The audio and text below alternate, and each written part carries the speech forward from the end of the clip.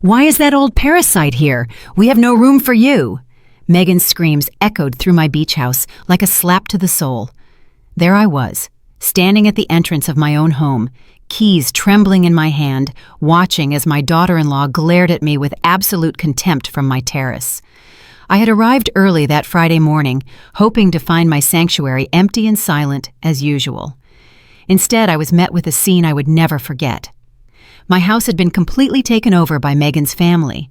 There were at least 3 unfamiliar cars in my driveway, loud music blaring from my living room, and the smell of burnt food filling the air. Children were running around my deck, screaming and playing soccer against the red geranium pots I had cared for over years.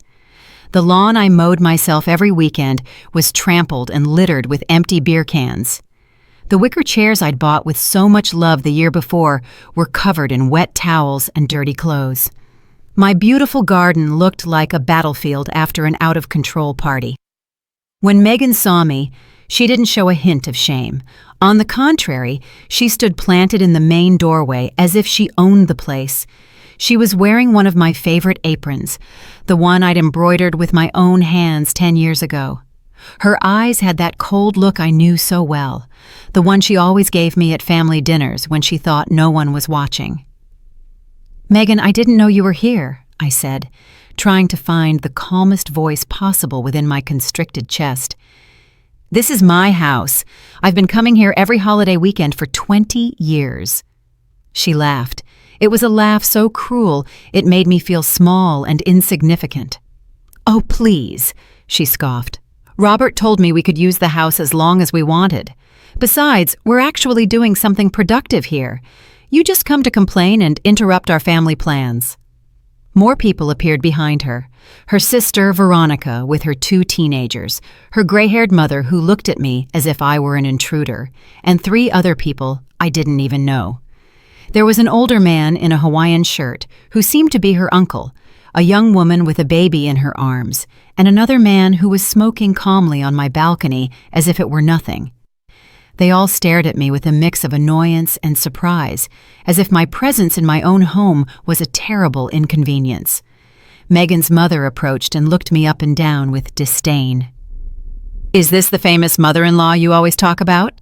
she asked her daughter in a mocking tone. "I thought she'd be more imposing. She looks pretty ordinary." The malicious snickers of the others pierced me like needles. There I was at 70 years old, in my simple travel clothes, being judged by complete strangers on my own property. "Where's Robert?" I asked, feeling my heart start to beat faster. My son had to be here. He would explain everything. Was there a misunderstanding? "Robert is working, as always," Megan replied, crossing her arms. "Unlike you, he has real responsibilities. Look, Eleanor, there's no room for you here. The rooms are all taken. The kitchen is being used to prepare food for the whole family, and frankly, your presence will only create unnecessary tension." I was frozen. In that moment, it felt as if the world had stopped. She was actually kicking me out of my own house. The house I built brick by brick after I was widowed. The house I worked day and night for years as a seamstress to pay for.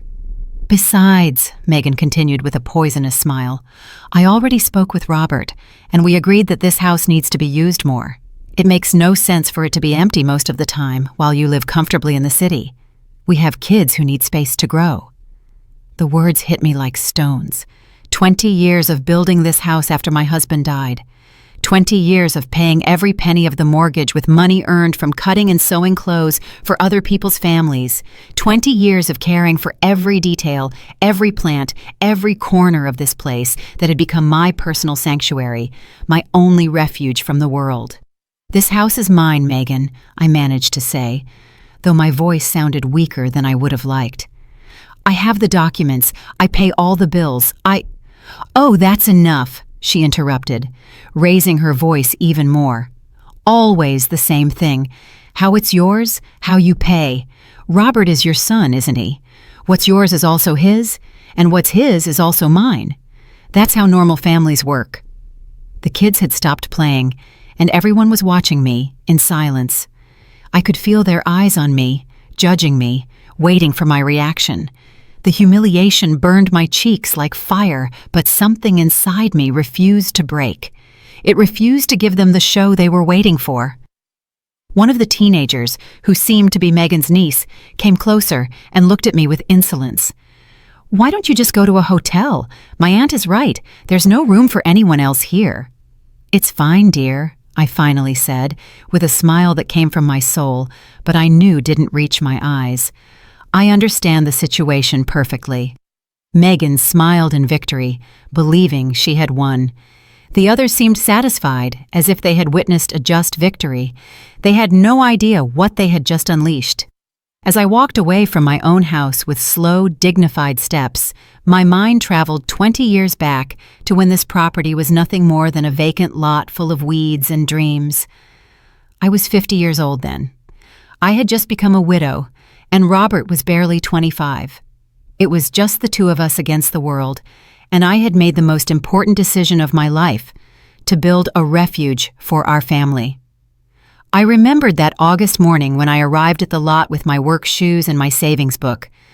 I had saved every single dollar by working as a seamstress, taking orders from 4 in the morning until 11 at night. Wedding dresses, school uniforms, clothing alterations, curtains for other people's homes. My fingers bled 1,000 times on that sewing machine I still own, but every stitch was one brick closer to my dream. The architect looked at me with distrust when I told him I wanted to build a beach house as a widowed seamstress. "Mrs. Crawford, this is going to cost at least $45,000, he told me while looking through his papers. "Are you sure you can handle this expense?" I took out my bank book and placed it in front of him. I had exactly $45,000 saved, penny by penny. Robert accompanied me the first day the workers arrived. His eyes were shining with excitement, seeing his mother turn poverty into hope. "Mom, are we really going to have a beach house?" he asked me as I marked where the foundations would go. "We're not just going to have it, son," I said. "We're going to build it with our own hands." And so we did. For 2 years, every weekend I drove out here to supervise the construction. I carried sand, painted walls, and planted every tree in the garden. Robert came with me when he didn't have college classes. Together, we chose the kitchen tiles, the creamy color of the walls, and the exact position of each window to let in the sea breeze. When we finally finished the house, Robert hugged me on the deck and said, "Mom, you're the strongest woman I know. Someday, when I have a family, I'll tell them how my mother built this paradise with pure love and hard work." How had that same boy come to allow his wife to humiliate me in the place I built with so much sacrifice? The house wasn't just walls and a roof. It was the symbol of my independence after becoming a widow. It was proof that a woman on her own could make it without depending on anyone. It was my refuge when the world became too heavy. My place to remember who Eleanor Crawford was before I became just Robert's mom. Every object in that house had a story. I bought the dining table with the extra money I earned making quinceañera dresses for 3 months straight. I sewed the living room curtains myself with fabric I got on sale. The set of kitchen pots cost me $200 that I saved by not buying new clothes for a whole year. But what hurt the most was remembering all the times Megan had come here as a guest. The first years of her marriage to Robert, she behaved like a grateful daughter-in-law. "Oh, Mother Crawford, what a beautiful house you have. You must be so proud of everything you've accomplished." She helped me cook, played with the kids on the beach, and even brought me flowers from the market when they came to visit. When had everything changed? When had she started looking at me as if I were a burden instead of the woman who had given her a husband? Maybe it was when Robert got that better-paying job and she stopped working. Or maybe it was when they bought their own house in the city and she started feeling superior to the widowed seamstress who lived in a small apartment. The signs had been there for years, but I had ignored them. Her comments about my age, "Mother Crawford, you should rest more. It's not good for you to work so hard at your age." Her suggestions about my clothes, "Why don't you buy something more modern? Robert makes good money now. He can help you." Her hints about the house, "What a waste for this house to be empty most of the time." Now I understood that she had been planning this for a long time. The invasion of my house hadn't been spontaneous. It had been calculated, thought out, designed to humiliate me, and take possession of what I had built with so much effort. As I walked toward my car, I felt something I hadn't experienced in decades, a pure, cold rage rising from my stomach to my throat. It wasn't the blind rage that makes you scream and lose control.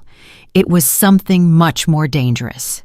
It was the intelligent rage of a woman who had survived poverty, widowhood, and decades of hard work. Megan had made a fatal mistake. She had underestimated Eleanor Crawford. She thought I was a harmless old lady who would stay silent in the face of humiliation. She didn't know she was dealing with a woman who had built an empire from $1 at a time, who had raised a son by herself, who had faced the world with empty hands and won. But what hurt me the most wasn't Megan's betrayal. It was Robert's silent betrayal. My son, the boy I had cared for when he had a fever, the young man I had supported through college, the man who had promised he would always protect me, had allowed his wife to treat me like trash in my own house. I got in my car and started the engine. I had to find a hotel for the night, but it would only be temporary, very temporary, because Megan Dyson had just declared a war she had no idea how to fight, and I was a veteran. The Golden Sands Hotel cost me $85 a night, money I hadn't planned on spending because I was supposed to be sleeping in my own bed, in my own house. But there I was, checking in like any other tourist, while my home was occupied by invaders who felt entitled to my property. I couldn't sleep that night. Every time I closed my eyes, I saw Megan's arrogant smile. I heard her poisonous words. I felt the humiliation that was burning inside me. At 6 a.m, I was already awake, drinking coffee and planning my next move. I decided to go back to the house to try to talk calmly. Maybe it had been a misunderstanding. Maybe Megan had reacted badly because of the stress of having so much family together. Maybe Robert would show up and put an end to the situation. After all, he was my son. He knew better than anyone everything I had sacrificed for that house. When I arrived at 8 a.m, I found the front door locked, my own door. I had to ring the doorbell of my own house as if I were a visitor. Veronica, Megan's sister, answered, still in her pajamas and looking annoyed. "What do you want now?" she asked, not even greeting me. "Good morning," I replied with as much dignity as possible. "I've come to get some of my personal things, and I need to talk to Megan about this situation." "Megan is sleeping, and your things aren't here anymore. We put them in bags in the garage so they wouldn't get in the way." My things in bags in the garage. It felt like I'd been stabbed in the chest. "What do you mean my things are in bags? This is my house, Veronica. All the things in here are mine." "Look, lady, I don't want any trouble, but Megan explained the whole situation to me. Robert gave her permission to use the house, and you guys already worked everything out. I don't know why you're here to make drama now." She let me in, but I felt like an intruder in my own home. The smell was different. It smelled of strange food, cigarettes, and cheap perfume. My living room was full of inflatable mattresses and clothes thrown everywhere. The furniture I had chosen with so much love was stained and in disarray. When I walked into the kitchen, my heart nearly stopped.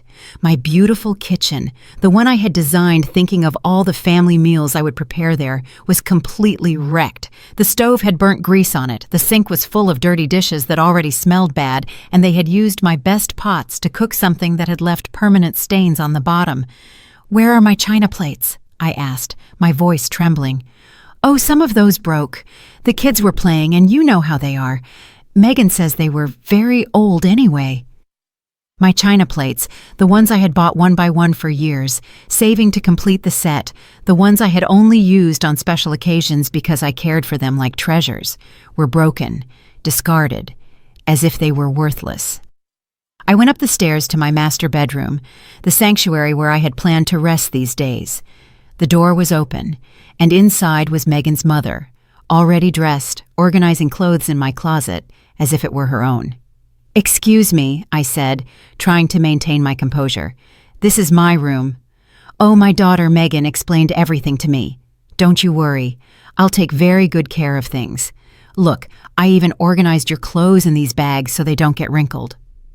My dresses, my blouses, my shoes, all my personal clothes were shoved into plastic bags as if they were trash for donation. 2 kids I didn't know were sleeping in my bed, and my favorite pillows were on the floor covered in stains. "Ma'am, I need you to get these kids off my bed," I said firmly. "Your bed?" she scoffed. "Oh, please. Megan told me you weren't going to use this room anymore. The kids need to sleep comfortably, not on the floor." It was like living a nightmare. In my own house, they were treating me as if I were the intruder, as if my 30 years of work and sacrifice meant nothing, as if my rights to my property were just an old lady's whims. I went down the stairs, trembling with indignation, and looked for Megan. I found her on the terrace, drinking coffee from one of my favorite mugs, wearing my housecoat, talking on the phone as if she were the lady of the house. "Yes, Mom, the house is beautiful. Don't worry, I've already handled everything." The mother-in-law understood how things are now. She was laughing as she spoke, as if my humiliation were a funny joke. When she saw me, she hung up and looked at me with annoyance. "What are you doing here so early? I thought it was clear that there was no room for you." "Megan, we need to talk. This house is legally mine. I pay the taxes. I pay for the maintenance. I have all the documents. Robert has no right to give you permission for my property without consulting me." "Oh, please don't start with your legal drama. Robert is your son, right? Children inherit from their parents. It's normal. Besides, we're taking better care of the house than you are. Look how full of family it is, how happy it looks." "Happy? You've destroyed my kitchen. You broke my plates and put my clothes in bags like they were trash." "Well, you have a lot of old things that are no longer useful. We took the opportunity to do a general cleanup. We did you a favor." I couldn't believe what I was hearing. This woman had invaded my house, destroyed my belongings, humiliated my memory and my memories, and then had the audacity to tell me she had done me a favor. "Where is Robert?" I asked one last time. "I already told you, he's working, but don't worry, he's completely on board with all of this. In fact, it was his idea. He said it's time for this house to be used for something productive instead of sitting empty, waiting for your occasional visits." That lie broke my heart. I knew my son better than anyone. Robert would never have planned something like this behind my back. But then, why wasn't he here defending me? Why was he allowing his wife to treat me this way? "Megan, I'm going to be very clear with you. You have until tomorrow to get your entire family out of my house. This situation is going to end now." She laughed that cruel laugh I already knew too well. "What? Are you going to call the police? Are you going to sue your own son? Don't be ridiculous, Eleanor. You know you can't do anything against us. We're family." In that moment, I knew she was right about one thing. We were family. But she had forgotten a fundamental rule of true families. Wolves don't attack the pack. And she had just attacked the oldest and wisest wolf of all. I smiled and turned to leave. "You're right, Megan. We are family. And you'll soon see what that really means." That afternoon, I returned to the house with an excuse. I had forgotten to get some important medication from my bathroom cabinet. Megan let me in reluctantly, but didn't accompany me. She was too busy organizing a barbecue on my deck with her entire extended family. As I went up the stairs to my bathroom, I took the opportunity to really inspect the damage they had done to my home. What I found was even worse than I had imagined. My master bedroom was not only occupied by Megan's mother and the unknown kids, they had moved my vanity, scratched the mirror with something sharp, and used my drawers to store their dirty underwear. The bathroom was a nightmare. My white porcelain bathtub, which I had had specially installed because I dreamed of taking relaxing baths after long days of work, was stained with black hair dye. The towels I had embroidered by hand were thrown on the floor, dirty and smelly. My personal care products had disappeared, likely used by all the women in Megan's family. But what truly made me tremble with rage was what I found in my secret closet. Behind the main closet, I had a small space where I kept my most important documents and some sentimental valuables. It was my ultra-private place, where no one else knew it existed. The space had been discovered and violated. My documents were scrambled, some on the floor. The jewelry I had inherited from my mother was gone. The property titles to the house were wrinkled, as if someone had been carelessly reviewing and handling them. But the most alarming thing was finding papers that weren't mine, legal documents with Robert's and Megan's names on them. I took them with trembling hands and read them quickly. It was a request to change the ownership of the property. They wanted to transfer the house into Robert's name, claiming that I, due to my advanced age and deteriorated mental condition, was no longer capable of managing valuable properties. Deteriorated mental condition. Me, the woman who had managed her finances perfectly for 70 years, who had built a fortune from scratch, who was still working and maintaining her financial independence. They wanted to declare me mentally incompetent to steal my house. The paper was dated last week. This confirmed that the invasion of my house hadn't been spontaneous. It had been part of an elaborate plan to take possession of my property using the law to their advantage. At the bottom of the papers, I found something that chilled me to the bone: a real estate appraisal. They had appraised my beach house at $300,000, and there was a handwritten note in Megan's handwriting.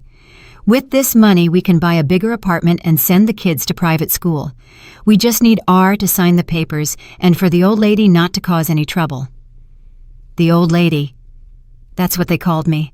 The old lady who wasn't supposed to cause trouble while they stripped me of everything I had built in my life. I put all the documents in my bag. It was the evidence I needed to fully understand the situation. This wasn't just a family invasion. It was a planned robbery, an elaborate fraud to strip me of my life's work with my own blood as an accomplice. I left the closet and went to my bedroom window. From there, I could see the terrace where Megan's entire family was celebrating. They had loud music on, were grilling meat on my new barbecue, and using my outdoor plate set. The children were running around my garden, screaming and playing without supervision, trampling the flowers I had planted with so much love.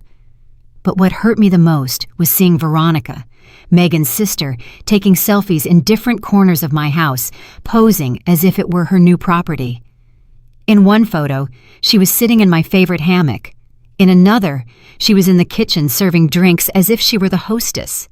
She was uploading them to her social media with comments like, "Family vacation at our new beach house," and "Blessed with this paradise."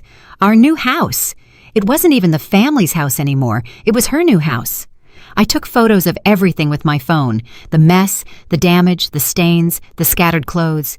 If this was going to turn into a legal battle, I needed evidence of how they had treated my property. When I went down the stairs, I heard Megan on the phone again. This time, she didn't bother to lower her voice when she saw me. "No, Mom, don't worry. The lawyer says it's very easy. Since Robert is an only child, he can claim the inheritance early due to his mother's incapacity. And once the house is in his name, we can do whatever we want with it." Early inheritance due to incapacity. They wanted to declare me mentally incompetent to steal my inheritance while I was still alive. Yeah, we already sent the fake medical papers. We paid that doctor from the cheap clinic $50 to sign a report saying she has senile dementia. Robert didn't want to at first, but I explained to him that it's for the good of the kids. Fake medical papers, a corrupt doctor, an invented senile dementia report. My own son convinced that stripping me of my property was for the good of the kids. The conversation continued, but I couldn't listen anymore. My world was falling apart not just because of the betrayal, but because of the sophistication of the deception.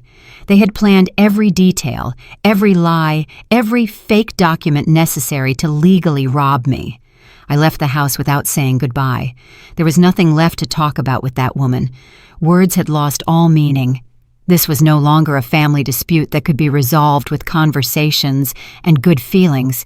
It was a war, and they had fired the first shot using the dirtiest weapons possible: lies, fake documents, medical corruption, and the manipulation of my own son.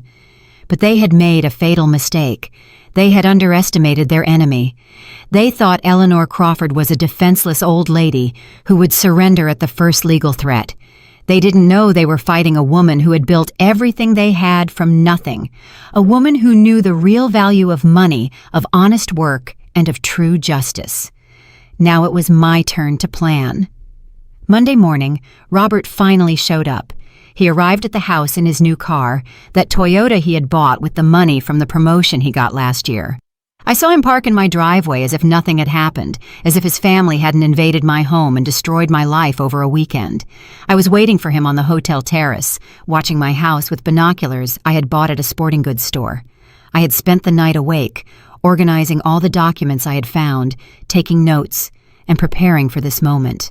I knew Robert would come eventually. He had to come. Their plan couldn't be executed without his personal signature.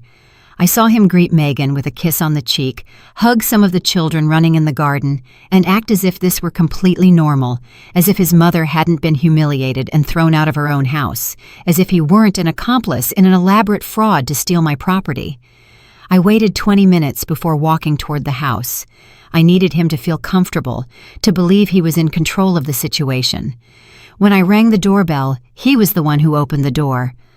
"Mom," he said, with that forced smile he used when he knew he had done something wrong. The same smile he used when he was a kid, and I caught him lying about his grades. "How are you? Megan told me you came over the weekend." "Megan told you?"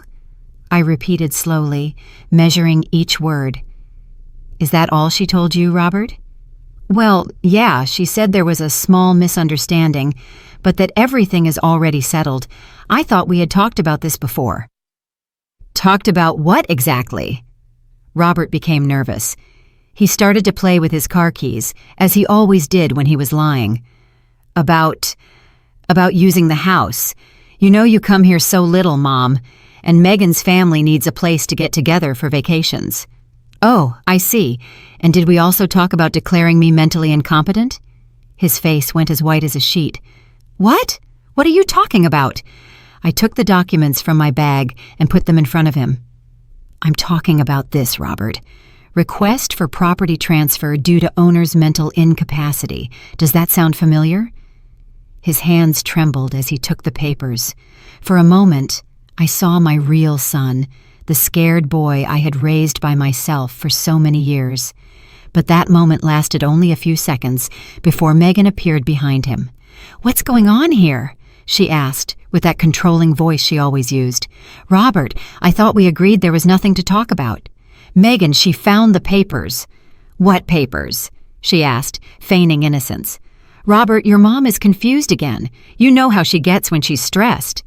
"I'm not confused, Megan, and I'm not senile either, as the fake medical report you paid $50 for says." The mask fell completely. Her eyes filled with pure hatred. "You were spying on our private conversations?" "I was defending my house from invaders and thieves." "Thieves!" she yelled. "We are not thieves. Robert is your son. He has a right to this property." "Robert has a right to inherit when I die, not to steal from me while I'm alive." "Oh, please, you're already old, Eleanor.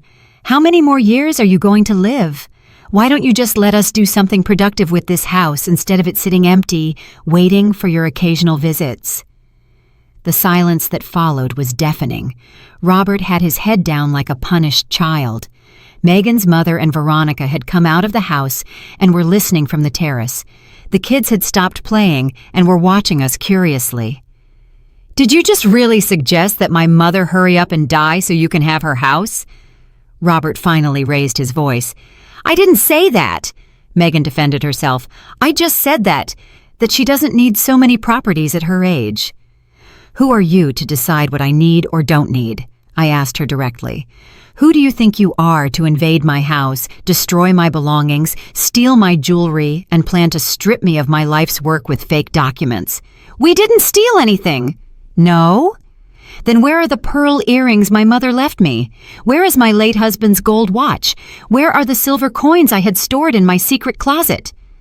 Robert looked at me in surprise. "What silver coins?" "The ones your wife knows about because she went through all my private documents looking for ways to steal from me."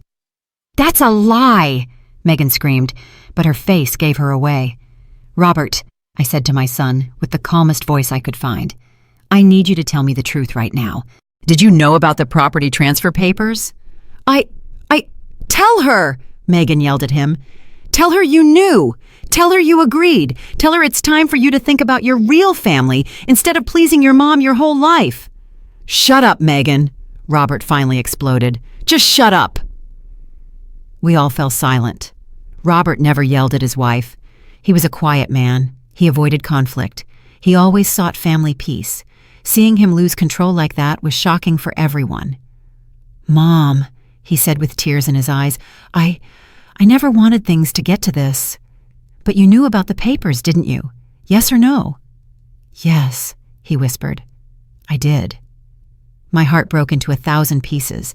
It was one thing to suspect my son's betrayal, but it was another thing entirely to hear him confirm it with his own voice. And the fake medical report, too? Megan said it was just a formality, that all kids have to do that when their parents reach a certain age, that it was normal, that it was to protect you. Protect me from what, Robert? From making bad decisions with your money. What bad decisions? Spending my money on my house for my vacations? No, Mom. But Megan is right that the house is empty most of the time, and we have expenses. We have kids who need...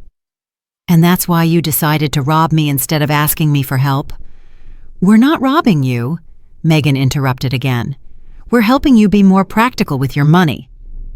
Helping me be practical by faking medical reports, inventing that I have dementia, and invading my house like thieves? That's enough, Megan screamed. Robert, tell her the truth once and for all. Tell her you already spoke with the lawyer, that the papers are ready, that all that's missing is your signature to transfer the property. Tell her it's time for you to act like a man instead of an obedient child. Robert looked at me with eyes full of shame and pain. Mom, I'm so sorry. You're asking for forgiveness, and at the same time, you're going to rob me of my house. It's not robbing, it's securing the future of my kids. By destroying the present of your mother. He didn't answer. He just stood there, caught between his wife, who was pressuring him to sign my financial death sentence, and his mother, who was looking at him with a broken heart. It's okay, Robert, I finally said. I understand. I know where your loyalties lie. I turned to walk back to my car, but stopped and turned to look at all of them. Just one more thing. You thought Eleanor Crawford was a defenseless old lady who would give up without a fight. You were wrong. I fought poverty and won. I fought widowhood and won. I built this property brick by brick when you weren't even in my life, and now I'm going to fight against you, and I'm going to win this too. The triumphant smile disappeared from Megan's face. For the first time, I saw fear in her eyes. With what lawyer? She asked with a trembling voice. You don't have money for legal battles. I smiled. Who told you I don't have money, dear? I walked out of my house with my dignity intact, but with a broken heart. Robert had made his choice. He had chosen easy money over the woman who had raised, educated, and loved him unconditionally for 45 years. He had chosen his wife's manipulative screams over the silent voice of his own conscience. But if they thought I was going to stay in a corner crying, they were completely wrong. I drove straight to the bank. I needed to check exactly how much money I had available for this war. For the last 20 years, I had continued to save religiously, even after finishing paying for the house. Every month, I put away $300 from my pension and the income from my sewing work. I had learned from a young age that saved money was power. It was security. It was freedom. The bank manager, Alex Peterson, had known me for 15 years. He was a serious professional man who had always respected my financial discipline. Eleanor, how can I help you today? I need the exact balance of all my accounts, and I need to discuss a delicate legal matter. When he showed me the numbers on the screen, I smiled for the first time in days. I had $87,000 in savings, plus $23,000 in certificates of deposit, and $12,000 in my checking account, $122,000 in total.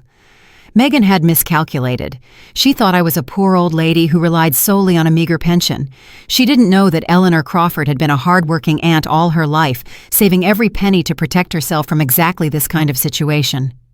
Mr. Peterson, I need you to freeze any attempts by third parties to access my accounts, and I need an official letter from the bank confirming my mental capacity to manage my finances. Of course, Eleanor. Is there a problem? My family is trying to have me declared mentally incompetent to take my assets. His face became serious. That's very serious. Do you need a recommendation for a specialized lawyer? Yes, please. He gave me the name and phone number of Thomas Gallagher, a lawyer specializing in family law and asset fraud. He's the best in these types of cases. Tell him I sent you. I left the bank with a new energy running through my veins. It wasn't just the peace of mind of knowing I had the financial resources to defend myself. It was the mental clarity of having a concrete plan of action. I called Thomas Gallagher from the bank's parking lot. His secretary gave me an appointment for that same afternoon. The lawyer can see you at 4. It's urgent, right? Very urgent. I spent the rest of the morning organizing all the documents I had collected. The fake property transfer papers, photos of the damage to my house, the list of stolen items, and copies of all my legitimate property titles. I also printed screenshots from Veronica's social media, where she was showing off her new beach house. At 4 o'clock, I was sitting in Thomas Gallagher's elegant office. He was a man in his mid-60s, gray-haired, with intelligent eyes and professional manners that inspired immediate trust. Mrs. Crawford, tell me everything from the beginning. Don't omit a single detail. I narrated the entire story. The invasion of my house, Megan's humiliations, the fraudulent documents, the fake medical report, the stolen jewelry, Robert's betrayal. He took detailed notes, asking precise questions that demonstrated his experience in these types of cases. Do you have the original property documents? Yes, all of them.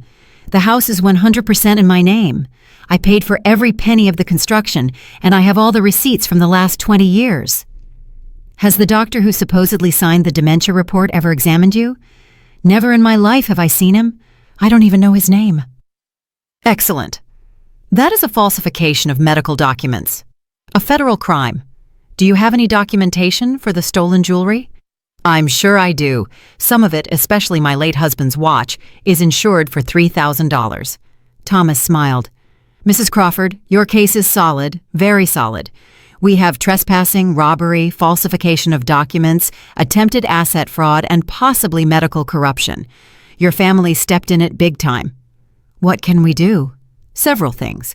First, tomorrow we will file an eviction lawsuit for illegal trespassing. Second, we will report the theft of your jewelry to the police. Third, we will report the falsification of medical documents to the medical board and the district attorney's office. And fourth, we will request a restraining order to prevent them from continuing to fraudulently use your name. How long will all that take? The eviction can be immediate if the judge sees clear evidence of trespassing. In cases like this, where the trespassers have no legal right to the property, the law acts quickly. How much will it cost? My fees are $5,000 for the entire process. Can you pay them? I can pay them today if you want. His smile widened. I like to work with clients who take their legal defense seriously. Mrs. Crawford, your family thought you were a defenseless old lady, but they were wrong. You are a prepared woman. I've been preparing to defend myself from the world for 70 years, counselor. I'm not going to stop now. Excellent attitude. One important question. Are you willing to take this all the way? Because when we start this process, your relationship with your son will probably be irreparable. I was silent for a moment, thinking of Robert, of the boy he had been, of the man he could have been, of the coward he had become. Counselor, my son betrayed me for money, declared me mentally incompetent for money, and publicly humiliated me for money. If our relationship can break so easily over money, then it was never a real relationship. And if he tries to regret it and apologize during the process, then he should have thought about it before signing papers to rob me. Apologies after being caught don't count. Thomas nodded with respect. Understood. We will proceed with everything. First thing in the morning, we'll file all the lawsuits. There's one more thing, counselor. I want them to understand that they completely underestimated their opponent. I want them to learn that the consequences of betraying family are real and permanent. What do you have in mind? I want this lawsuit to be public. I want all their friends, neighbors, and acquaintances to know exactly what they did. I want the social cost of their betrayal to be as high as the legal cost. That can be arranged. Court records are public, and we can make sure the local media hear about such a scandalous case." I left that office feeling completely different than when I had entered. I was no longer Eleanor Crawford, the betrayed and humiliated mother. Now, I was Eleanor Crawford, the woman who was defending herself with all the legal weapons at her disposal. That night, from my hotel room, I called my sister Laura in Texas. I told her the whole story.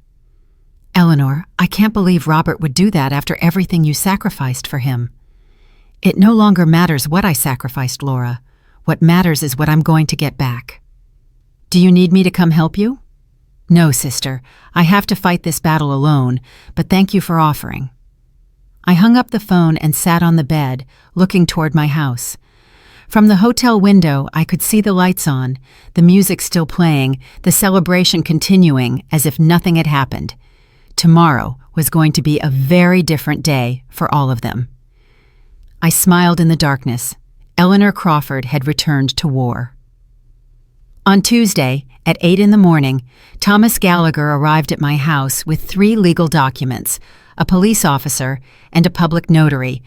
I arrived at the exact same time in a taxi, dressed in my best gray suit and carrying a folder full of evidence. Megan's family was having breakfast on my terrace when they saw the legal caravan park in the driveway. I saw Megan drop her coffee cup when she recognized the official license plates of the police car. "Good morning," Thomas said in a professional and strong voice. "I am attorney Thomas Gallagher, legal representative for Mrs. Eleanor Crawford, the legitimate owner of this property. We have come to deliver an immediate eviction order for illegal trespassing." Megan ran out of the terrace, a look of panic on her face. "What are you talking about?" "This is my husband's house. We have the right to be here." "Ma'am," the police officer replied, "do you have any documents that prove legal rights to this property?" My husband is the owner's son. He gave me permission." "Where is your husband at this moment?" He's at work." Thomas took out the first documents. "Here I have the original deed to the property, completely in Mrs. Eleanor Crawford's name. I also have the property tax receipts for the last 5 years, all paid by Mrs. Crawford, and I have this court-ordered immediate eviction for trespassing without the owner's consent." Megan's mother appeared behind her daughter, visibly nervous. "What's going on here?" "What's going on," I said, in a calm but firm voice, "is that you invaded my house without my consent, destroyed my property, stole my belongings, and tried to strip me of my life's work using fake documents. Now, you are going to face the legal consequences." Veronica came out of the house, recording everything on her phone. "This is elder abuse. The lady is crazy and is harassing us." "Miss," the public notary intervened, "stop recording immediately. This is an official legal proceeding, and you are not authorized to document it." Thomas took out more papers. "I also have a formal complaint here for the theft of jewelry and valuables, with a detailed list of all the missing items and their estimated values." "We didn't steal anything," Megan yelled. "Where are the pearl earrings that belonged to Mrs. Crawford's mother?" the police officer asked. I don't know what earrings you're talking about." "And the gold watch of Mrs. Crawford's late husband insured for $3,000? Megan was silent. Her face turned red with shame. "Furthermore," Thomas continued, "we have evidence of falsifying medical documents to try to declare Mrs. Crawford mentally incompetent. This is a federal crime punishable by prison time." "Medical documents?" the officer asked. "What kind of documents?" I showed him the papers I had found. A fake report claiming I have senile dementia, signed by a doctor who has never examined me, paid for with $50 to facilitate the theft of my property. The police officer reviewed the documents and frowned. "This is very serious, ma'am," he said to Megan. "You paid for a fake medical report?" I didn't. We just wanted to help her. She's too old to manage so many properties. And that's why you decided to steal her house using fraudulent documents?" Just then, Robert arrived, driving at full speed. He got out of the car with a look of total desperation. Surely someone had told him about the police's arrival. "What's going on here?" he asked, almost out of breath. "Your wife and her family are being legally evicted from your mother's property for illegal trespassing." Thomas explained to him. "And you, Mr. Crawford, are being cited as an accomplice in a case of attempted asset fraud." "Asset fraud?" I showed him the documents. "The property transfer papers you were going to sign to steal my house, Robert. The papers your wife had hidden in my secret closet." Robert turned pale. "Mom, I can explain. There's nothing left to explain. You already made your decision. But I didn't want it to get to this." "Didn't want it to get to what? To me defending myself? You hoped I would stay quiet while they stole my life's work?" Megan approached Robert and whispered something in his ear. He shook his head. "What is your wife telling you, Robert?" I asked. "She wants me to tell the police that you have mental problems, that you invent things." "What? And what are you going to say?" Robert looked me in the eyes for the first time in days. I saw the scared boy he had been, but I also saw the cowardly man he had become. I don't know what to say, Mom." "Then don't say anything." Thomas took out the last documents. "Mr. Robert Crawford, here is your official citation. You have 3 days to appear in family court to answer for the charges of complicity in attempted asset fraud against a senior citizen. Complicity? Your signature is on the property transfer request documents. Your name is on the request for your mother's mental incapacity. You authorized the fraudulent use of this property. You are legally responsible for all the damages." "But I'm her son. She can't sue her own son." "Mr. Crawford," the police officer said, "the law makes no exceptions for kinship when it comes to fraud and theft. A crime is a crime, no matter who commits it." Megan's mother started to cry. "This is unfair. We're family. Families don't sue each other." "Families also don't steal from each other," I replied. "But you decided to break that rule first." Thomas checked his watch. "You have exactly 2 hours to collect your personal belongings and leave the property. Any item that belongs to Mrs. Crawford must stay here. The officer will supervise the process to ensure you don't take anything that doesn't belong to you." "2 hours!" Veronica yelled. "That's impossible. We have kids. We have luggage." "You should have thought about that before invading someone else's property," the notary replied. Megan approached me with tears in her eyes, but they were no longer tears of sadness. They were tears of pure rage. "You're going to pay for this," she screamed at me. "You're going to pay dearly for humiliating us this way. Robert, say something. Defend your family." Robert looked at me with an expression I had never seen before. It wasn't love. It wasn't respect. It wasn't regret. It was resentment. Pure resentment. "Mom, are you really going to go through with this?" "Robert, I've already gone through with it. You brought me here." "But we're family." "Family." I repeated the word slowly. "Family invades houses. Family steals jewelry. Family fakes medical documents. Family humiliates its seniors in public. We just wanted... You wanted to rob me, and I want justice." Thomas closed his folder. "Ladies and gentlemen, you have 2 hours. The clock has already started." I watched as Megan's entire family ran toward the house like desperate ants, grabbing their things, yelling at each other, and blaming one another for the disaster. But I stayed standing in my garden, watching the plan they had created to destroy me fall apart. Eleanor Crawford had counterattacked and won the first round. The 2 longest hours of my life passed like a family drama movie in fast motion. From the deck of my recovered house, I watched the invasion they had so carefully planned completely fall apart. Megan's mother was the first to break. After half an hour of crying and yelling, she sat on the stairs and refused to help with the packing. "This is your fault, Megan," she yelled at her daughter. "You told me everything was settled. You told me the old lady had accepted everything."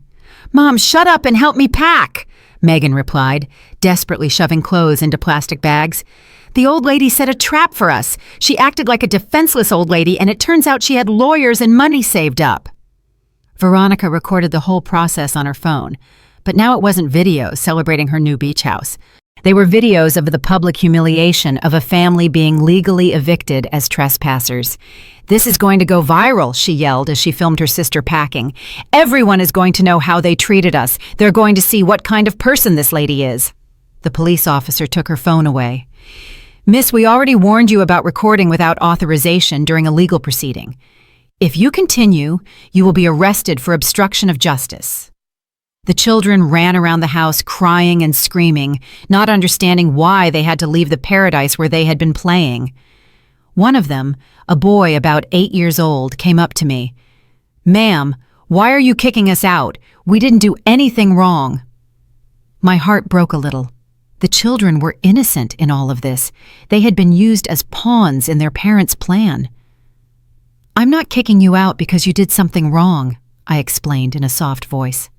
"I'm asking you to leave because this is my house, and your family came here without asking for my permission. But my mom said it was our house now." "Your mom was wrong." Megan overheard the conversation and approached furiously. "Don't talk to my kids. You have no right to confuse them even more." "I'm not confusing them. You confused them by bringing them to a house that wasn't yours. This house is ours. Robert is her son. Children inherit from their parents. Children inherit when their parents die, not when their parents are still alive and healthy." "You're already old. What do you need so much property for at your age?" Thomas intervened. "Ma'am, every comment you make about my client's age is being documented as additional evidence of age discrimination and psychological abuse against a senior citizen." Megan immediately went quiet.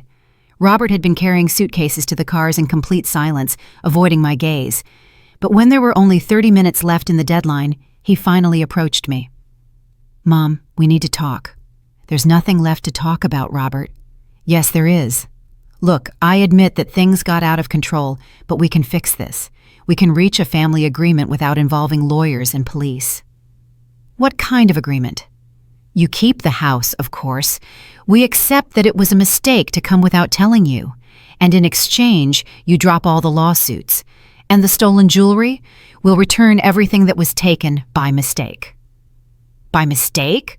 "Well, you know, in the confusion of moving, some things got mixed up." "Robert, do you really think I'm going to accept that stealing my mother's jewelry was a mistake?" "Mom, it wasn't stealing. It was a misunderstanding." "And the fake medical report was also a misunderstanding?" He was silent. "And the request for property transfer due to mental incapacity was also a misunderstanding?" He remained silent. "And publicly humiliating me by calling me a parasite was also a misunderstanding?"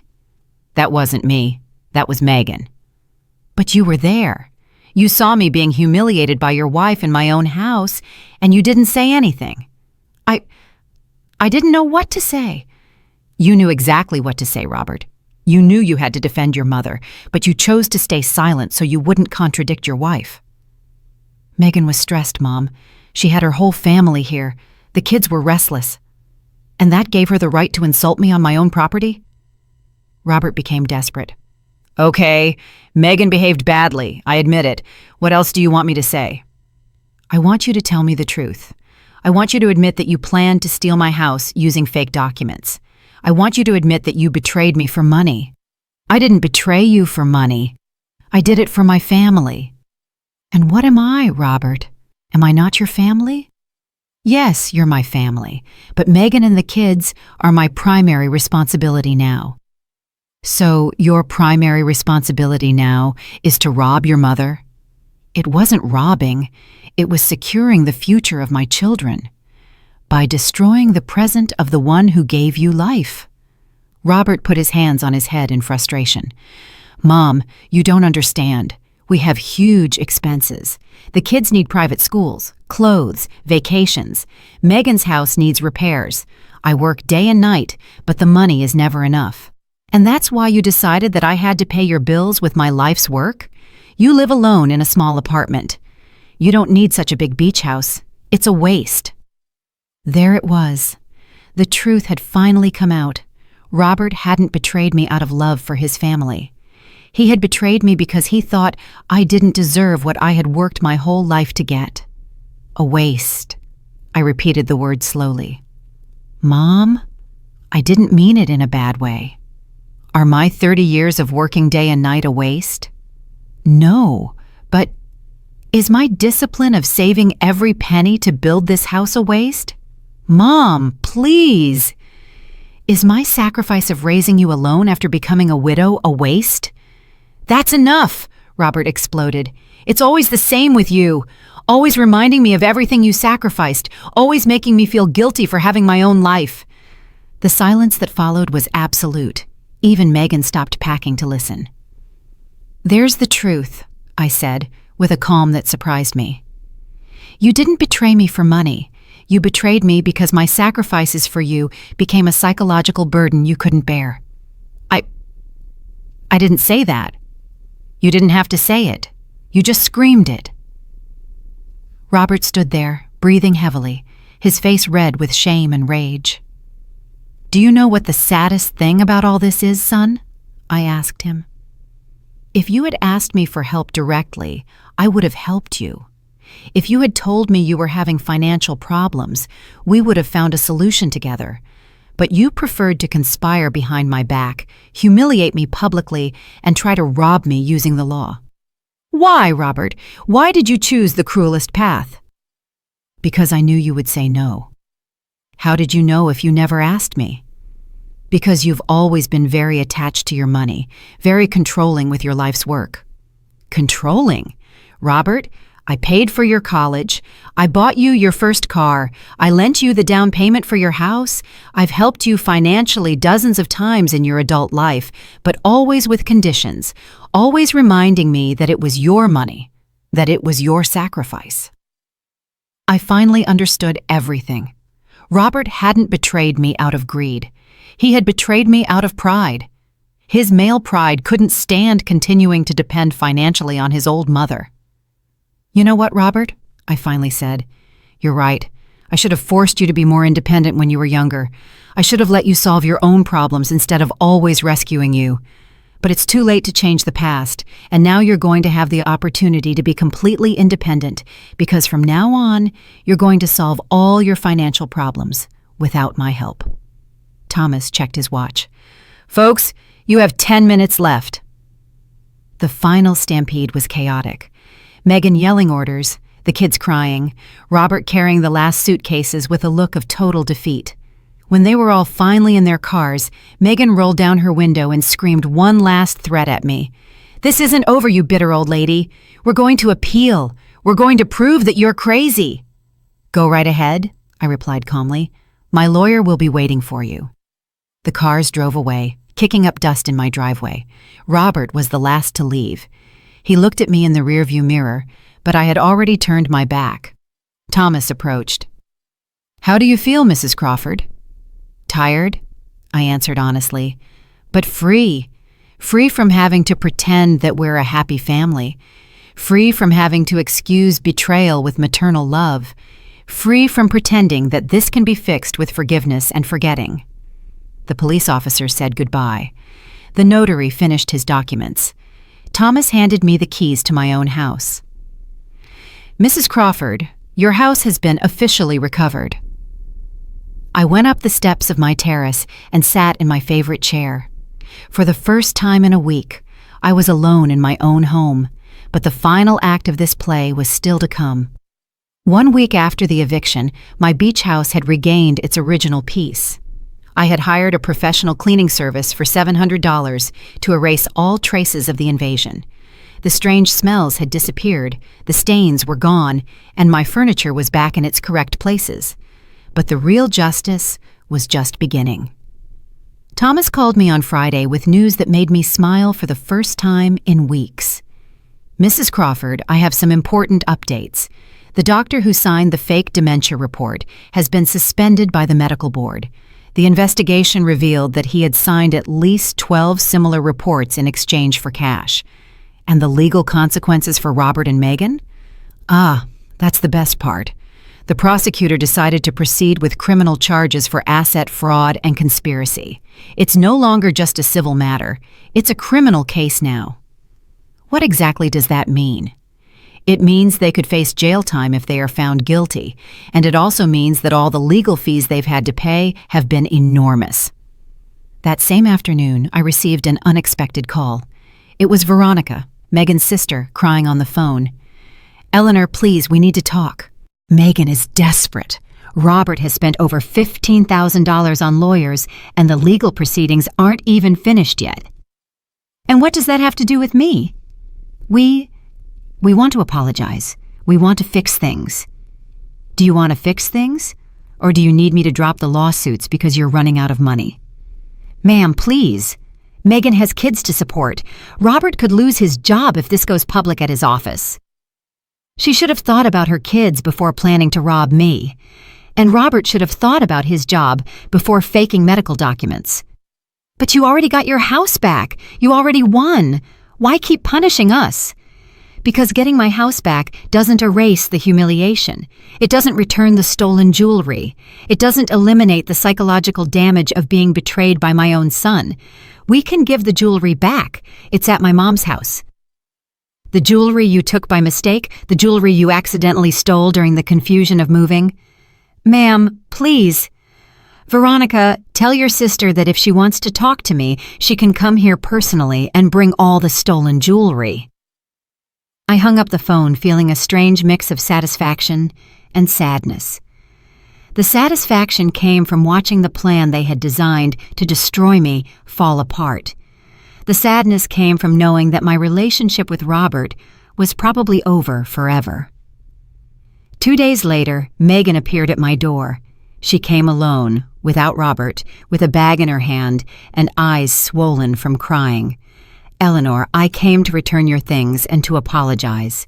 Come in. She sat in my living room like a scolded child, put the bag on the table, and began to take out my jewels one by one. Here are the pearl earrings. Here is the gold watch. Here are the silver coins. And here is the necklace that that we also took by mistake. By mistake, ma'am. The truth is, I took them, but it wasn't to steal them. It was to sell them. We needed the money urgently. We have a lot of debts. Robert lost money in some bad investments last year. We're behind on our mortgage, our credit cards are maxed out, and the kids need school. And that's why you decided to rob me? It wasn't robbing. It was asking for your help indirectly. By invading my house and publicly humiliating me? Megan started to cry. Eleanor, I admit I behaved badly, very badly, but I was desperate. When Robert told me you had this beautiful house and that you almost never used it, I thought maybe you thought you could take it from me without asking. I never wanted to take it from you. I just wanted to use it while you weren't here. And then, when we saw how expensive it was to maintain 2 houses, we thought maybe it would be better for the house to officially be Robert's to avoid legal problems in the future. Legal problems, Megan? You created the legal problems by falsifying medical documents. That was the idea of the cheap lawyer we consulted. He told us it was the fastest way to transfer property between family. A lawyer recommended you commit fraud? He said it wasn't fraud if it was between immediate family. I was silent for a moment, processing the level of ignorance and naivety they had demonstrated. They had ruined their lives financially and legally because they followed the advice of a fifth-rate corrupt lawyer. Where is Robert? I asked. He didn't want to come. He says you're not his mother anymore. Those words hurt more than I expected, but they also confirmed that I had made the right decision. He says I'm not his mother anymore? Yes, he says a real mother wouldn't sue her own son, that you chose money over family. And what do you think, Megan? I think we started all of this, but I also think you took things too far. We could have resolved everything as a family without lawyers or police. How could we have resolved it as a family if you never told me the truth? If you lied to me, deceived me, and planned to rob me behind my back? But we're family. Families forgive. Families respect each other, Megan, and you disrespected me in every way possible. Megan wiped her eyes and looked at me directly. What do I need to do for you to drop the lawsuits? Do you really want to know? Yes. I want Robert to come here personally and apologize to me, not to you, not on the phone. I want him to come and look me in the eyes and admit everything he did wrong. He won't come. He's too proud. Too proud to apologize to his mother, but not too proud to try to rob his mother. He feels betrayed by you too, Eleanor. Betrayed for defending myself from his attacks? Betrayed because you chose lawyers over family? I laughed. I couldn't help it. I laughed a bitter laugh that came from my soul. Megan, do you really think I chose lawyers over family? That's not what happened. I chose justice over betrayal. I chose dignity over humiliation. I chose truth over lies. But we were family. Family. Families take care of each other. You tried to destroy me. Megan got up to leave. So there's no way to fix this. The way to fix this was not to do it in the first place. After she left, I sat on my terrace, watching the sunset over the sea. The waves crashed against the shore with their eternal rhythm, indifferent to the human dramas unfolding on land. A week later, Thomas called me with the final news. Mrs. Crawford, Robert and Megan accepted a plea deal. They're going to pay a fine of $25,000. They're each going to do 200 hours of community service and will be on probation for 2 years. No jail time? No, but they will have a permanent criminal record, and the fake doctor's report has been officially annulled. Your mental capacity is completely clean legally. And the legal fees? They've spent over $30,000 on defense lawyers. Between the fines and the legal fees, it cost them over $50,000 to try to rob your house. $50,000. Almost half the value of my house. They had lost more money trying to rob me than they could have gained if they had succeeded. That night, alone in my recovered home, I took stock of everything that had happened. I had lost my son. That was the most painful truth. Robert had chosen resentment over repentance, pride over forgiveness. But I had gained something more valuable: my dignity, my independence, and the confirmation that Eleanor Crawford was still a strong, intelligent woman, capable of defending herself from any threat. My 70 years hadn't turned me into a defenseless old lady. They had turned me into a wise woman with resources, contacts, and the determination to protect what I had built with so much effort. The next month, I decided to do something I had never done: hire a part-time housekeeper to take care of the house when I wasn't there. Not because I couldn't do it myself, but because I wanted to make sure no one could ever invade it again without my knowledge. I also changed all the locks, installed security cameras, and updated my will to leave the house to charities instead of to Robert. If he wanted total financial independence, he was going to have it. 6 months later, I received a letter from Robert. A letter, not a call. He didn't even have the courage to talk to me directly. Mom, I hope you're doing well. The kids ask about you. Megan and I have learned our lesson. Maybe someday we can be a family again. I didn't answer the letter. True families don't betray each other for money. True families don't humiliate their elders. True families don't plan robberies using fake documents. Robert had decided that money was more important than his mother.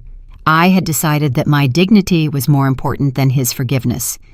Each of us lived with the consequences of our decisions.